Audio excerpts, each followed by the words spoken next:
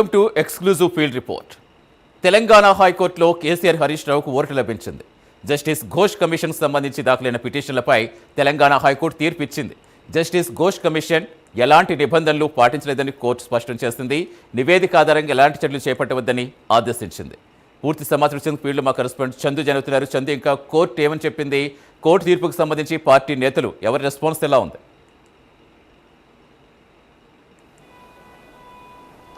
Satish PC Ghosh నివేదికపై ఈరోజు court కీలక తీర్పు అయితే హైకోర్టు ఇచ్చింది. ప్రధానంగా బీఆర్ఎస్ నేతలు కేసీఆర్, హరీష్ రావు కూడా ఊరట లభించింది. ముఖ్యంగా దీనిపై ఈరోజు అటు మాజీ మంత్రి హరీష్ రావు, అదేవిధంగా కేటీఆర్తో పాటు జగదీష్ రెడ్డి కీలకమైన నేతలందరూ కూడా స్పందించారు. ముఖ్యంగా సత్యమేవ జయతే, ఎవరెన్ని కుట్రలు చేసినా కూడా న్యాయస్థానాల్లో అంతిమంగా ధర్మం జయిస్తుందంటూ కూడా హరీష్ రావు మాట్లాడారు. అదేవిధంగా సత్యం నినదించిన రోజు ఈరోజు ముఖ్యంగా ప్రాథమిక హక్కులు, సహజ న్యాయ సూత్రాలను విస్మరిస్తూ నడిపిన విచారణకు ఉన్నత న్యాయస్థానం తప్పుపట్టింది.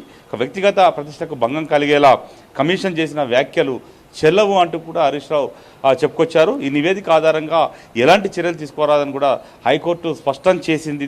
దీంతో కాంగ్రెస్ ప్రభుత్వం రాజకీయ కుట్రలు కూడా బట్టబయలయ్యాలని కూడా ఆయన చెప్పుకొచ్చారు. మరోవైపు ప్రజా సమస్యలు పక్కన పెట్టి డామాలాడిన రేవంత్ రెడ్డి నిజస్వరూపం కూడా బట్టబయలైంది. అదేవిధంగా ఇప్పటికైనా కక్ష సాధింపులు, రాజకీయ దుష్ప్రచారం మానేసి వెంటనే ఆ 2 పిల్లర్ల మరమ్మతులు వెంటనే చేసి రైతాంగానికి నీళ్లు అందించాలని కూడా విజ్ఞప్తి చేశారు. ఎవరో అవునన్నా కాదన్నా కూడా ప్రాణేశ్వరం అనేది మాత్రం తెలంగాణకు కాళేశ్వరం ప్రాణేశ్వరం అవుతుంది, ఖచ్చితంగా ప్రాణేశ్వరమే అని కూడా ఆయన చెప్పుకొచ్చారు. మరోవైపు కేటీఆర్ కూడా స్పందిస్తూ ముఖ్యంగా హైకోర్టు తీర్పు కాంగ్రెస్ ప్రభుత్వానికి చెంపపెట్టు లాంటిది. ముఖ్యంగా రాజకీయ కక్ష సాధింపు కోసం కోర్టులను, వ్యవస్థలను దుర్వినియోగం కూడా ఈ ప్రభుత్వం చేసింది.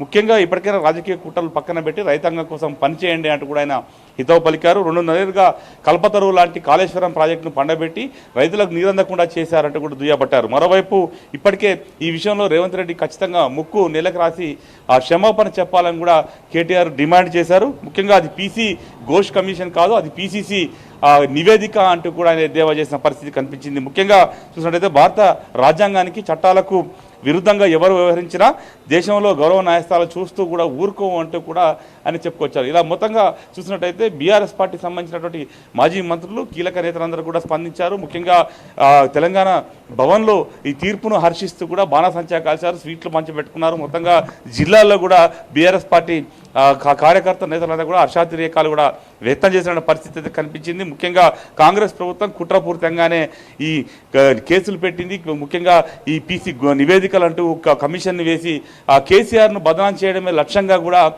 ప్రభుత్వం పనిచేసింది. ఈరోజు మాత్రం కోర్టు తీర్పు మాత్రం చెంపపెట్టు లాంటిదంటూ కూడా చెప్పుకొని వచ్చారు. ముఖ్యంగా చూసినట్టయితే కాళేశ్వరం విచారణ కాంగ్రెస్ ప్రభుత్వం అధికారులకు వచ్చిన తర్వాత దాదాపు 14 నెలల పాటు పీసీ ఘోష్ కమిషన్ విచారణ చేసింది. ఈ విచారణకు మొత్తంగా అటు ఇంజనీర్లు కావచ్చు, నిర్మాణ సంస్థలు కావచ్చు, అన్నిటిని కూడా సుదీర్ఘంగా విచారించిన తర్వాత కేసీఆర్ను, హరీష్ రావును, అదే అప్పటి ఆర్థిక మంత్రిగా ఉన్న ఈటెల రాజేందర్ను కూడా విచారణ కూడా జరిపిన పరిస్థితి. తర్వాత తుది నివేదికను ప్రభుత్వానికి ఇచ్చింది. ప్రభుత్వం దీనిపై సిబిఐ విచారణ జరిపించాలంటూ కూడా కేంద్ర హోంశాఖకు లేఖ రాసింది. దీన్ని సవాల్ చేస్తూనే కేసీఆర్, హరీష్ రావు, అదేవిధంగా అప్పటి ఐఏఎస్ ఆఫీసర్లు శ్రీతా సబర్వాల్, సిఎస్కే జోషి వీళ్ళంతా కూడా కోర్టును ఆశ్రయించారు. కోర్టు విడుదల వారిగా కూడా దీనిపై వాయిదాల విచారణ కొనసాగించింది. విచారణ కొనసాగించి తుది తీర్పునైతే ఈ రోజు అయితే వెల్లడించింది. ఇందులో మాత్రం బీఆర్ఎస్ సంబంధించిన నేతలు కేసీఆర్ కావచ్చు, అదేవిధంగా మిగతా ఐఏఎస్ ఆఫీసర్లకు కూడా ఊరట లభించింది. ఒకవైపు మంత్రి ఉత్తమ్ మాట్లాడుతూ కోర్టు తీర్పిచ్చింది కానీ అది ఊరట కాదు వీళ్ళకని చెప్తారంటే ఏ విధంగా మళ్ళీ ఏమైనా నెక్స్ట్ స్టెప్ ఏమైనా తీసుకోబోతున్నారు అనుకోవచ్చా? ప్రస్తుతం అయితే బీఆర్ఎస్ పార్టీకి మాత్రం హైకోర్టులో ఊరట లభించింది. ఒకవేళ ఊరట ఇక్కడ కనుక ఊరట లభించకపోతే ఖచ్చితంగా సుప్రీంకోర్టును బీఆర్ఎస్ పార్టీ మళ్ళీ వెళ్ళేది, సుప్రీంకోర్టుకు వెళ్ళేది. ఎందుకంటే ఇప్పటికి గత 2 రోజుల క్రితమే అంటే హైకోర్టు తీర్పు ఏ రకంగా వస్తుంది అనే దానిపైన ఒక అంచనాకు వచ్చినటువంటి బీఆర్ఎస్ నేతలు హరీష్ రావు, అదేవిధంగా మాజీ ఎంపీ వినోద్ కుమార్, ఎంపీ వజ్రా రవిచంద్ర ముగ్గురు కూడా జగిత్యాల కేసీఆర్ మీటింగ్ రోజే వాళ్ళు ఢిల్లీకి వెళ్ళారు. ఢిల్లీలో అక్కడ ఉన్నటువంటి వాళ్ళ లీగల్ ఎవరైతే అడ్వకేట్, సీనియర్ అడ్వకేట్లు ఆర్యమ సుందరంతో కూడా భేటీ అయ్యారు. భేటీ అయ్యి ఒకవేళ హైకోర్టులో తీర్పు కనుక తమకు వ్యతిరేకంగా వస్తే ఖచ్చితంగా సుప్రీంకోర్టులో దీన్ని వాదించాలి, సుప్రీంకోర్టులో కేసు ఫైల్ చేయాలని కూడా ఒక నిర్ణయానికి వచ్చారు. కానీ హైకోర్టులోనే తీర్పు తమకు అనుకూలంగా వచ్చింది కాబట్టి ఫర్దర్గా ప్రభుత్వం ఏ రకంగా ముందుకెళ్తుంది, ప్రభుత్వం వెళ్ళినట్టు దాన్ని బట్టే మళ్ళీ ఫర్దర్గా బీఆర్ఎస్ పార్టీ కూడా ముందుకెళ్లాలని కూడా భావిస్తూ ఉంది Satish. Right, thank you Chandu.